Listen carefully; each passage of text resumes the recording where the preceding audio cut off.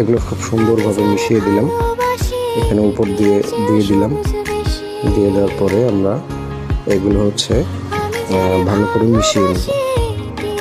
এই যে এখন চুন্নি দিয়ে আমরা এটা ভালো করে মিশিয়ে নেব, যাতে আলুর সাথে, মশলার সাথে, পেঁয়াজের সাথে একসাথে সব কিছু অ্যাড হয়ে যায়। তো এই রেসিপিটা অত্যন্ত মজাদার একটা রেসিপি। এই রেসিপি দিয়ে যে কেউ চাইলে 2-3 প্লেট ভাত। এর সাথে আমরা অ্যাড করবো পানি আর একটু অ্যাড করার পরে পানি একটু কম মনে হচ্ছে, সেজন্য আমরা পরবর্তীতে আরেকটু পানি অ্যাড করলাম।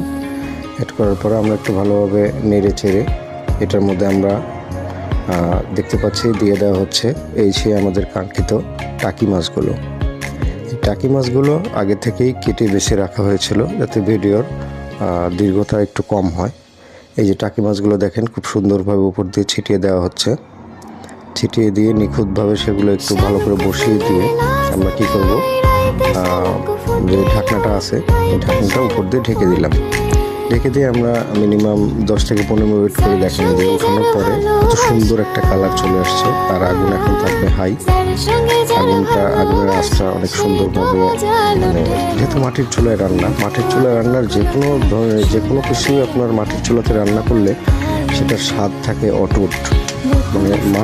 মাটির চুলাতে রান্না করার পরে সেই খাবারটা খেতে সেটার স্বাদটা অনেক ভালো লাগে। তো দেখেন কি সুন্দর নিখুঁত হাতে তরকারিটা রান্না করা হচ্ছে। আবার একটু ঢেকে দিলাম, তারপরে ওয়েট করলাম। একদম শেষ পর্যায়ে দেখা যাচ্ছে আমাদের তরকারি এখন